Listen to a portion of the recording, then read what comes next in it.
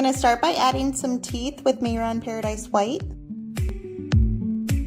I'm using black eyeshadow to outline where I want my cheeks to be, and I never get the cheekbones right on skulls. I just can't get the hang of it to look just right. I'm covering the skull bone areas with orange because I wanted it to be kind of a Halloween-y skull.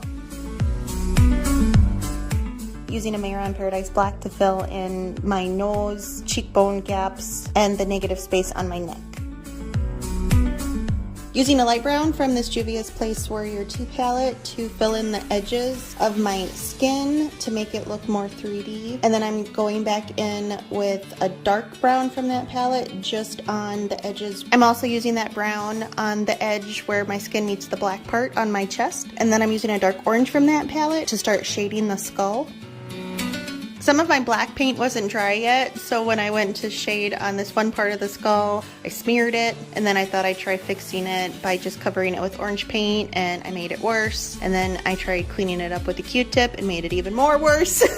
So I decided I needed to just let it dry and then come back to it later, cover it back up with paint, and then come back and do the shading. It's kind of like mascara. If your mascara is wet and you get a little daub of it on your skin, don't touch it, let it dry, and then you can flick it away with a Q-tip.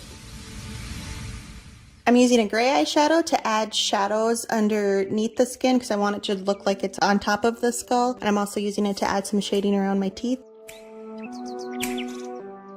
The edges of the skin didn't quite pop to me, so I'm going back in with some more dark brown eyeshadow.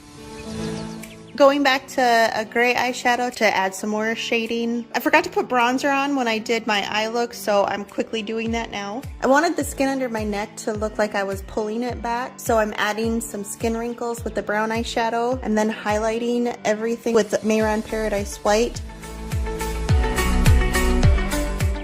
Using that Mehron Paradise Black to fill in the gaps in my teeth, and then using a gray eyeshadow to shade on my outside teeth because those would be further back in your mouth and farther away from the light, so they would have a little bit more shadow on them. I still didn't think the 3D part was quite poppin', so I added some more black eyeshadow underneath the skin part to see if that would help. It still didn't quite pop the way I wanted it to, so when I was editing my photo, I did enhance the black on that. And this is the finished look. I hope you enjoyed this tutorial. If you did, please give it a like. If you want to see more face paint, you can follow me on Instagram at Nini__Marie, or please consider subscribing to this channel. Thank you so much for watching. I'll see you next time. Bye.